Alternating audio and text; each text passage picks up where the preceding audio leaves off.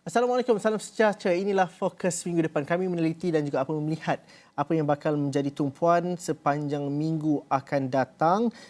Berawal 1 April, permulaan minggu yang baru, dan sudah pasti itulah juga minggu terakhir bagi kebanyakan daripada kita untuk bekerja, melakukan persiapan kerana minggu yang seterusnya ramai yang sudah pun mula pulang ke kampung halaman masing-masing kerana Hari Raya Aidilfitri dijadualkan jatuh pada 10 April nanti. Itu dijadualkan kerana lihat anak bulan pada 9 April nanti, tapi sudah pasti pecutan itu akan dilakukan daripada segi menguruskan dan juga persiapan untuk menuju hari raya, dan juga pecutan terakhir Ramadan untuk mendapatkan keberkatan dan juga Lailatul Qadar dan sebagainya.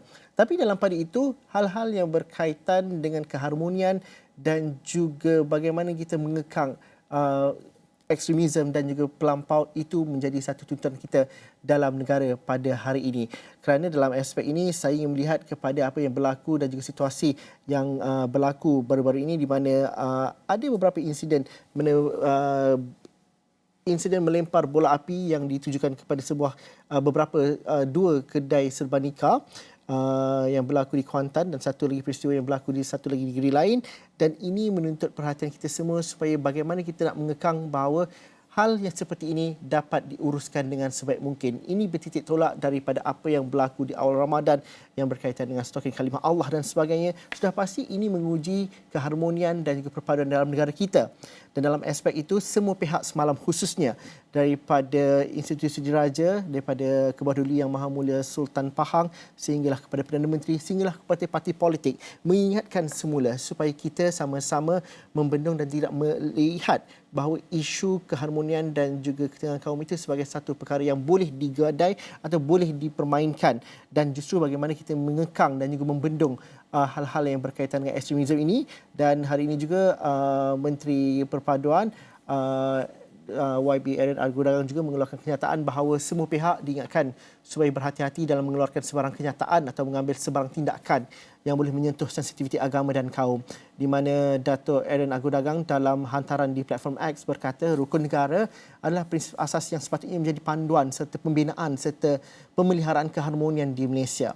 Menurutnya, cita dan prinsip-prinsip tersebut perlu dihayati dan dipatuhi oleh setiap lapisan masyarakat bagi mencapai kesejahteraan bersama dan membangunkan negara yang harmoni. Justru beliau berharap agar semua pihak dapat menyebar luas prinsip asas integrasi nasional dengan memahami, menghormati, menerima ia sebagai prinsip asas dalam memupuk keharmonian dan kepelbagaian dalam masyarakat Malaysia. Dalam hari ini saya ingin bersama dengan saudara Ahmad Fahmi Muhammad Samsudin, Presiden Angkatan Belia Islam Malaysia, ABIM. Assalamualaikum. Salam sejahtera Fahmi, terima kasih kerana sudi bersama kami dalam fokus minggu depan. Pertamanya, mungkin saya dapatkan dahulu reaksi daripada pihak ABIM mengenai dua siri serangan bola api khususnya ke kedai serba nikah yang berlaku baru-baru ini. Ini adalah terjemahan dan juga kepada apa yang berlaku rentetan daripada isu yang berkaitan dengan stokin kalimah Allah dan sebagainya. Bagaimana kita menguruskan perkara ini? Apa yang kita pelajari? Kerana dalam aspek 2 minggu ini juga, pelbagai sudah dibincangkan. Pelbagai pihak sudah mendapat platform ataupun ruang untuk bersuara dan juga melakukan demo dan sebagainya. Malah pertuduhan di mahkamah juga sudah dilakukan. Justru dalam aspek ini, bagaimana kita melihat dan mempelajari sesuatu, membendung, mengawal dan juga dalam masa yang sama mengingatkan diri masing-masing bahawa negara ini perlu dibina dalam asas yang sebetulnya, yang asal, iaitu dan membela dan juga mengekalkan keharmonian yang berlaku dalam kepelbagaian yang ada. Baik Zul, terima kasih. Saya ingat ini satu topik yang saya fikir sangat penting. Sebenarnya dalam keadaan kita melihat pada beberapa isu yang disebutkan tadi, seolah-olah kalau kita lihat semacam negara kita ni tak nak kalah dengan apa yang berlaku terhadap apa yang terjadi juga di kejadian di luar negara. Tapi kalau kita nak bandingkan itu, pastinya relatifnya Malaysia masih lagi dalam keadaan yang aman, baik, tiada kecederaan, tiada kematian. Kalau kita imbas kembali beberapa insiden, hampir 100 orang di utara Rusia, serangan di Dewan Utama, pembunuhan kejam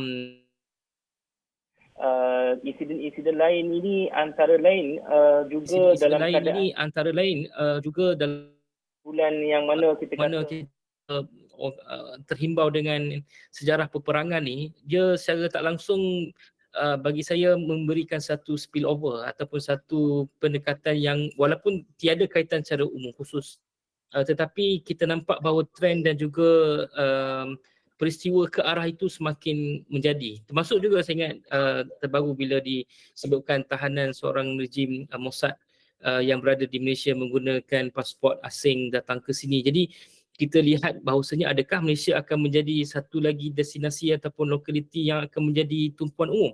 Jadi dalam keadaan ini saya fikir rentetan daripada isu-isu yang berlaku juga dalam negara antara insiden stokin dan lain itu, saya fikir ianya adalah merupakan satu insiden-insiden yang perlu untuk kita tak boleh kawal, tapi namun ada beberapa tindakan yang perlu dilakukan baik di peringkat kerajaan, pemerintah, dan pada masa sama juga kami sebagai kita kata apa, pemain sivil, masyarakat madani di lapangan, termasuk juga pimpinan-pimpinan agama daripada semua agama juga perlu memainkan peranan.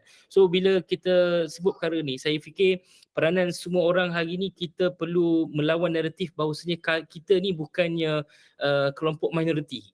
Kami dan kita yang membicarakan soal ni, yang ada soal keprihatinan dalam hal ni, kita adalah merupakan mereka yang majoriti.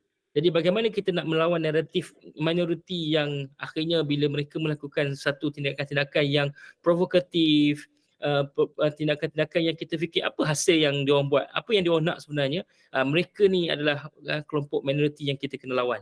Jadi kalau kita tak sedar yang kita sebagai majoriti, maka naratif minoriti yang tadi akhirnya akan diambil orang, akan dibincangkan tanpa henti, dan kita fikir apa solusi yang kita perlu manfaatkan dan kita tawarkan dalam konteks ini, Zul. Fahmi, apa yang berlaku dalam dua peristiwa ini adalah terjemahan ataupun mungkin peringkat kemuncaknya. Tapi dalam pada itu, kita mungkin tidak melihat bahawa ramai yang mengatakan bahawa itu adalah terjemahan kepada bibit-bibit yang dibawa dalam masa beberapa hari, berminggu-minggu ini. Justru kenapa kita kena melihat kepada perkara yang berlaku ekstrimnya kalau kita tidak mengawal ianya dengan lebih awal. Kita menghormati ruang dan juga peluang untuk bersuara dan juga menyatakan pandangan, tetapi bagaimana kita menguruskan itu? Adakah ramai yang sukar untuk mengawal dan juga menguruskan kerana merasakan bahawa itu adalah kebebasan dan juga keperluan masing-masing, tetapi dalam masa sama kita juga tahu bahawa itu akan menghasilkan perkara yang tidak mahu diingini, tidak dimahukan. Pandangan Fahmi bagaimana? Benar, betul, dan tidak semuanya yang boleh kita ambil dan kita jadikan itu sebagai perkara yang dilakukan di luar, maka ianya sesuai dalam konteks kita dalam negara. Umum kalau kita boleh sebut juga bagaimana hari ini kita melihat isu-isu yang kita bincangkan ini, dalam erti kata kita meletakkan sesuatu pada tempatnya. Sebagai contoh, kalau kita nampak sekarang ni, bila ada elemen bukan menuduh, memberikan gambaran kelompok-kelompok tertentu. Sebagai contoh, mereka ini kita kata sebagai mereka yang mengamalkan pendekatan ekstrim, ghuluk, khawarij dan sebagainya. Jadi kita perlu faham asas dan juga faham konteks. Kalau kita dalam ABIM sebut ni kita menggerakkan program inisiatif yang kita sebutkan sebagai Preventing Counter Violent Extremism. Ini kita merujuk kepada bagaimana pengaruh di luar yang mempengaruhi anak-anak muda dan rakyat Malaysia untuk terlibat dan bersama dengan kelompok ISIS sebagai contoh. Tapi dalam konteks apa yang terjadi dalam negara kita, kita kena lihat adakah kita mengambil pendekatan yang sama. Barangkali mungkin mereka mempertahankan agama yang cuba diinjak-injak. Itu saya ingat semua orang bersetuju bahawasanya agama Islam, agama persekutuan yang perlu dihormati, tertakluk dalam perlembagaan, dan ada beberapa hal-hal yang kita kata perlu kita jaga sensitiviti, tidak perlu melakukan provokasi. Dalam konteks ini kita menyoalkan tentang adakah mereka ini sekadar melawan agama ataupun mereka ini kelompok-kelompok yang ingin istilah menjatuhkan kerajaan. Dalam keadaan sekarang ini, bila Yang di-Pertuan Agong yang baru telah memberikan mesej yang jelas bahawa tidak akan ada sebarang pertukaran kerajaan sehingga belum sampai pada waktunya, maka kita boleh sebut bahawasanya tidak berlaku itu sama sekali, isu-isu berkaitan dengan politik. Namun demikian, bila ianya tidak dapat dilakukan dalam soal untuk menukar kita kata apa permain politik, maka kita khawatir isu-isu berkaitan dengan 3R akan dimainkan, akan direkayasa, akan dijadikan polemik dan akan dijadikan sebagai satu racun dalam kalangan rakyat. Nah, ini juga antara perkara yang saya khawatiri. Bila elemen-elemen dibina persepsi, dibina naratif, dibina wacana-wacana yang tidak sebaiknya, termasuk juga isu berkaitan dengan terma kafir kepada mereka yang bukan beragama Islam. Jadi apa yang kita bincangkan hari ini, kita nampak seolah ada satu trend yang kita katakan okay, what's next lepas ni. Okay, kemat, stalking, isu-isu berkaitan dengan kafir dan sebagainya. So dia dah jadi satu keadaan yang kita nampak macam akan ada lagi trend dan juga isu-isu lain yang selepas ini akan terjadi. Jadi dalam konteks ini saya fikir peranan kita untuk kembali semula kepada asas negara itu sendiri. Jadi kalau kita boleh kembalikan semula asas ini, bagi saya kita melihat kepada peranan yang mungkin boleh kita rujuk dan kita jadikan sebagai satu asas yang diterima oleh semua orang adalah berkaitan dengan rukun negara itu sendiri. Jadi bagaimana hari ini kita melihat elemen rukun negara ataupun perlembagaan yang kita pegang hari ini sebagai sesuatu yang perlu kita sama-sama praktikkan. Ini bukan sekadar perkara yang kita lafazkan. Jadi ini antara Zul, saya nampak isu yang perlu kita pergi jauh dan lihat tentang naratif yang sedia ada. Memang dah ada, bukan benda yang baru, tapi sejauh mana perkara yang saya sebutkan tadi dapat kita sebagai rakyat Malaysia ni benar-benar faham dan kita garap sebaiknya. Fahmi, dalam arti kata lain juga Fahmi mengatakan bahawa masih lagi ramai atau majoriti yang menolak kepada ekstremisme dan juga keganasan dan juga hal-hal yang senada dengannya. Justru bagaimana sebenarnya yang majoriti ini perlu tampil menguasai perbualan naratif perbualan, kerana tidak semua yang berpasakkan dan juga berpaksikan kepada perbincangan yang mengikut kepada bendera parti ataupun kesukaan mereka terhadap satu ideologi dan sebagainya. Tetapi dalam masa yang sama, rakyat Malaysia secara keseluruhannya, Fahmi mengatakan bahawa majoriti itu masih lagi ada yang mahukan hidup yang aman dan juga keharmonian itu dikekalkan dan juga dijaga dengan sebaik mungkin. Bagaimana pihak majoriti yang tidak berkelompok ini perlu bangkit dan juga sama-sama membina naratif yang lebih baik? Kita jangan jadi kelompok yang kita sebut sebagai silent majority. Kita majority ya, tapi sebab kita senyap dan silent itu yang menyebabkan mereka yang minoriti yang membuat naratif yang tak mewakili kita akhirnya berada di mana-mana. Jadi dalam keadaan ini saya fikir perlu untuk kita cuba garap sebaiknya lah kelompok majoriti ni.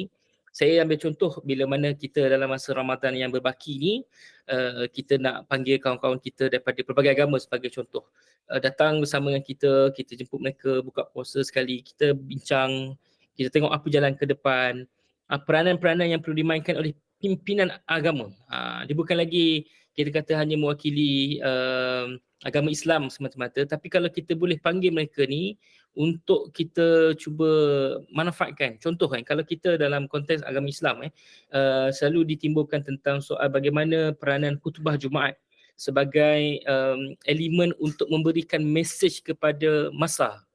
Perkara yang sama juga perlu dipraktikkan kepada mereka yang memberikan khutbah ataupun sermon di dalam gereja, di kuil dan sebagainya. Bagaimana naratif yang mereka bina itu sama seperti mana naratif yang mungkin cuba dimainkan oleh majoriti Muslim yang ada dalam negara kita dalam bentuk teks, dalam bentuk penyataan, dalam bentuk kita tindakan secara bersama. Jadi kalau kita kata sekarang ni kita bawa semua pimpinan agama kembali ke forefront, maka kita nampak wajah-wajah pimpinan agama ni akhirnya akan menyebabkan rakyat di bawah yang lain yang macam ini antara orang kata berkaedah-kaedah yang cuba kita guna. Dia bukan sekadar kita katakan optik, tapi ianya adalah benar-benar buat, benar-benar tunjukkan, benar-benar berikan mesej. Sebagai contoh, jangan kita kata test the water, jangan kita kata jangan ambil dan gunakan selepas ni perihal-perihal berkaitan dengan sensitivity yang boleh mengakibatkan kemarahan orang-orang. Jadi macam mana isu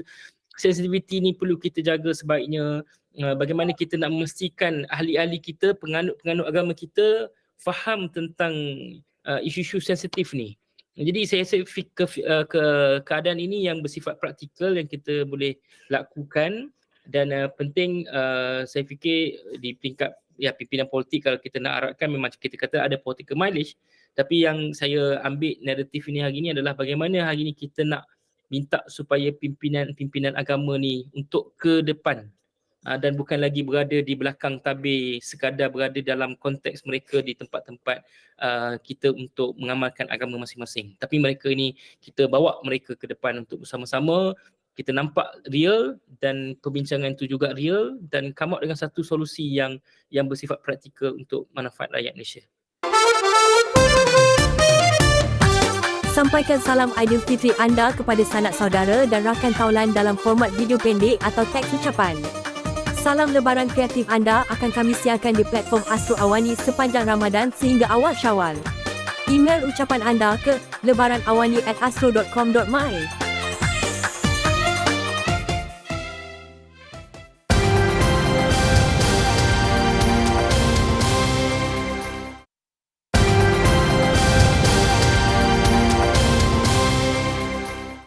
Saudara Ahmad Fahmi Samsudin, Presiden ABIM bersama dengan kami pada hari ini. Kita bercerita mengenai bagaimana kita dapat menolak ekstremisme ataupun hal-hal yang berkaitan keganasan yang mampu mengganggu gugat keharmonian dan juga kepelbagaian dalam negara kita. Dalam hal ini kita melihat kepada situasi dan juga serangan lemparan bom api khususnya di dua kedai sebeneka baru-baru ini, dan kita tidak mahu ini menjadi berlarutan untuk tempoh masa ataupun menjadi satu kebiasaan di negara kita. Fahmi, tadi saya tanyakan juga bahawa kadang-kadang apabila kita bercerita pasal sensitif, kita takut untuk membicarakan perkara itu secara terbuka, dan kita takut untuk melihat kepada keterbukaan dan juga keperluan untuk mengadakan dialog dan sebagainya. Dalam hal ini, kita bercerita tadi, Fahmi mengatakan bahawa suara majoriti rakyat Malaysia yang menidakkan kepada hal-hal fahaman yang ekstrim dan juga keganasan ini perlu ditonjolkan dengan lebih baik. Dan ini berkaitan dengan isu yang memerlukan komitmen daripada semua pimpinan agama dan juga pemimpin pelbagai masyarakat. Adakah kita terlalu takut akan sensitiviti itu sampai kita tidak bercakap dan juga melihat kepada itu adalah masalah satu kaum, satu agama, satu bangsa yang lain sahaja? Ataupun bagaimana? Bagaimana kita nak mewujudkan platform supaya ini adalah agenda dan juga keharmonian yang kita perlu jaga bersama. Kalau salah kena mengaku, kalau sudah dilakukan perlu ada keadilan yang perlu diletakkan sewajarnya. Saya teringat dengan kata-kata almarhum Datuk Dr. Siddiq Fadil. Beliau antara lain mengungkapkan tentang kita dah hampir lebih 6 dekad belum pandai lagi istilahnya mengurus kepelbagaian yang kita dah jelmakan sebagai divine wisdom. Yang dalam konteks ini kita kata kekuatan yang ada kepada negara kita. Maksudnya bila kita sebut kepelbagaian dalam bingkai kesatuan yang kita kata hidup dalam budaya damai. Saya fikir dalam hal ni, kalau kita tak ta'aruf, sebab tu juga dalam surah Al-Hujurat Allah sebut tentang ya ayyuhan nasu inna khalaqnakum min zakarin wa unsa wa ja'alnakum syu'uban wa qabaila lita'arafu. Ta'arafu dalam arti kata hari ni kita perlu mengenali antara satu sama lain, bukan membenci, ada kita kata persepsi-persepsi yang ada elemen prasangka dan sebagainya. Bila tiada ada pengenalan, tak ada ta'aruf, tidak ada kita kata interaksi awal tu, maka akan ada salah faham dan salah tanggapan. Bagi kami, kalau dalam konteks ABIM, bila kita mengenali mereka, dia bukan saja kita nak memahami apa isu kamu, apa isu kami, apa yang kamu tak boleh buat, apa yang kami boleh buat. Tetapi saya ambil pengalaman itu dalam konteks mereka sendiri menelefon kita, bertanyakan kita, adakah perbincangan, boleh tak kalau kita nak buat begini, bagaimana Abi melihat perkara ni? Kalau kita buat begini, bagaimana akan jadi? Maksudnya interaksi tu dia dah pergi kepada beyond sekadar kita reaksi ataupun kita hanya respon terhadap apa yang berlaku, tetapi kita sama-sama bincang apa yang terbaik, apa way forward yang kita nak ke depan ini. Dan dalam keadaan ini kita hari ini kita berada dalam negara kita yang mana kita sebut bahawa setiap daripada seorang ini adalah warga negara. Kadang-kadang kita melihat seseorang itu atas sebab faktor kelainan agama, betul. Kita lihat kita sebagai kaum, betul. kita mungkin tengok sama semua sebab kita ni manusia, tetapi pada masa sama kita melihat rakan-rakan kita ni yang agama lain, kaum lain, bangsa lain, mereka juga adalah warga negara Malaysia.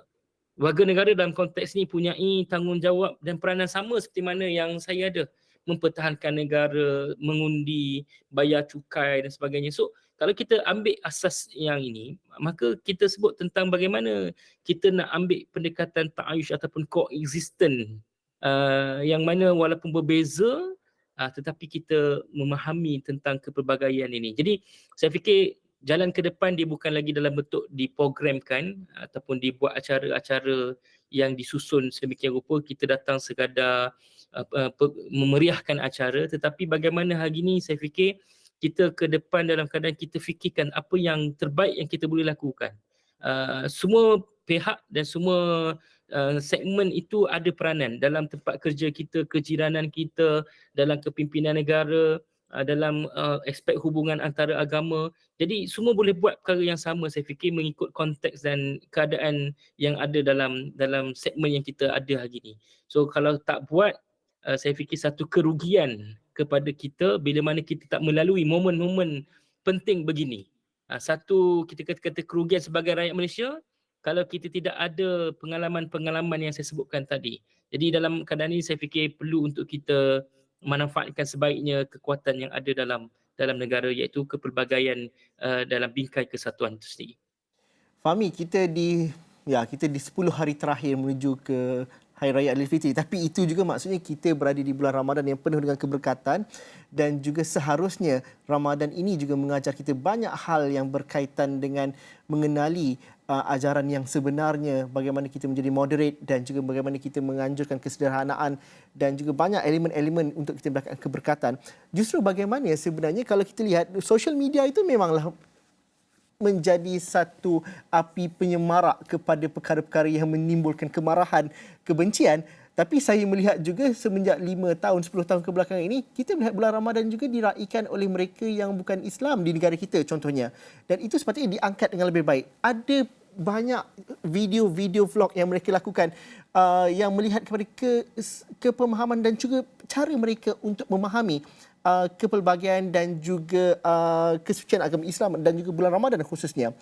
Bagaimana kita melihat, Fahmi, sebenarnya di satu sisi kita nampak ada perkara yang penuh kemarahan, penuh kebencian, tapi di satu sisi yang lain social media setidaknya mengajar ada keharmonian yang tidak diraikan dengan sebaiknya. Kita hanya melihat mungkin kepada perkara-perkara yang sensasi, tapi perkara-perkara yang damai ini kadang-kala perlu diperbanyakkan ataupun perlu diraikan dengan lebih baik lagi, Fahmi. Benar, saya fikir ini keadaan yang kita cuba faham, sebab tadi kata sebut, kalau Zul sebut tadi, ada dalam kalangan mereka yang bukan beragama Islam cuba untuk menyentuni, cuba untuk merasai bagaimana momen umat Islam berada dalam Ramadan. Tapi pada masa sama juga tadi kita melihat ada pihak-pihak juga yang buat satu elemen provokatif, elemen-elemen yang tidak memahami sensitiviti. So antara dua perimbangan tadi, mana nilai berita yang kena orang nak, sebab faktor sosial media ni dia akan pergi kepada perkara yang hypes, perkara-perkara yang menjadi trend. Maka mungkin akan dipilih perkara yang boleh menyebabkan banyaknya cacian, kemasukan elemen-elemen yang lain yang akhirnya menyebabkan naratif lawan kepada ekstrim tadi. Sedangkan yang baik tadi yang Zul sebut tadi itu, kalau tak dibuat dengan sebaiknya, tak disambut dengan baik, disambut dalam keadaan kita tak prejudis. Kadang-kadang orang buat itu, ni cuba nak menjadi kita lah, nak ni lah. Jadi kadang-kadang kita juga banyak terjebak dengan elemen-elemen pelabelan, dituduh dan sebagainya, walaupun niat pada asalnya itu adalah baik, namun demikian cuba dilihat dalam konteks yang berbeza. Itu kadang-kadang kita sukarlah, sebab benda ni bukan sesuatu yang kita boleh kawal. Namun demikian saya fikir kita perlu pelbagaikan dan kita perlu perhebatkan naratif yang positif tadi. Ini adalah majoriti kita katakan. Kita nak lawan naratif negatif tadi. Ambil kesempatan Ramadan ini sebagai bulan untuk kita cuba memahami kesusahan, memahami keadaan-keadaan mereka yang tidak mempunyai apa yang kita ada. Dan dalam keadaan ini sebagai seorang Muslim, saya fikir menjadi kuduah itu adalah sesuatu yang baik. Kita menjadi orang-orang yang memberikan contoh. Kuduah ini bukannya sekadar model, contoh. Kita bukan menjadi seorang Muslim yang bersifat pendakwah. Kita memberikan mesej yang baik. Dia bukan pendakwa. Kadang-kadang pendakwa ni yang melawan pendakwah. Maksudnya, kalau dakwah tadi kita ambil banyak pendekatan-pendekatan kita menghukum. Tetapi kalau kita ambil pendekatan yang bersikap santun, kita santuni mereka, beri penerangan yang sebaiknya. Saya fikir ini antara momen-momen yang akhirnya menyebabkan kita sendiri pun akhirnya akan rasa, aku rasa beruntunglah duduk dalam negara kita, walaupun kita tahu apa yang terjadi di luar negara, tapi kita faham bahawasanya negara kita ni adalah negara yang terbaik dalam soal kita nak tunjukkan sesuatu yang positif ni. Terima kasih juga Amin. Terima kasih kepada semua kerana itu memang tanggungjawab kita semua untuk melakukannya. Terima kasih kepada Fahmi kerana sudi bersama kami dalam Fokus minggu depan. Perbincangan ini kami teruskan lagi insya-Allah dari masa ke masa. Teruskan bersama kami di astroawani.com khususnya. Sekian saja untuk minggu ini. Assalamualaikum dan salam sejahtera. Jumpa lagi.